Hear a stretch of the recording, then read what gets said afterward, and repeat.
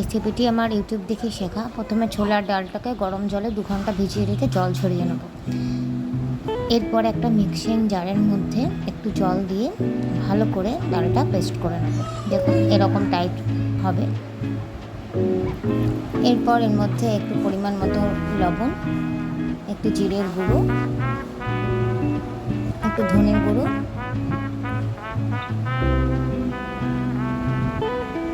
সামান্য পরিমাণ হলুদ গুঁড়ো, একটু কসুরি মেথি দিয়ে দেবো। কসুরি মেথিটা একদমই অপশনাল, চাইলে দিতেও পারেন, না দিতেও পারেন।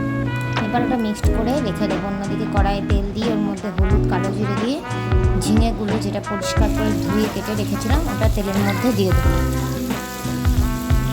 ঝিঙেগুলো এইভাবেই সেট করে আমি কেটেছি। অনেক ইচ্ছা হলে আপনারা লম্বাভাবে কাটতে পারেন।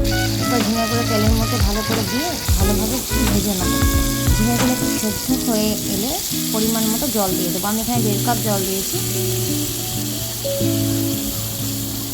জল দেওয়ার পরে ওর মধ্যে একটু নুন দিয়ে দিতে হবে। এরপরে মিশ্রণটিকে যেটা আগে মাখিয়ে রেখেছিলাম সেটা একটু একটু করে নিয়ে বড়ার আকারে ওই গরম জলের মধ্যে আমরা একটা একটা করে ছেড়ে দেবো।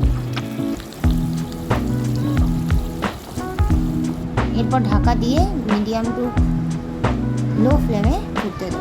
দেখুন বড়াগুলো ছোটো ছোটো হয়েছে। এরপর বেটে রাখা পোস্ত ওর মধ্যে দিয়ে দেবো।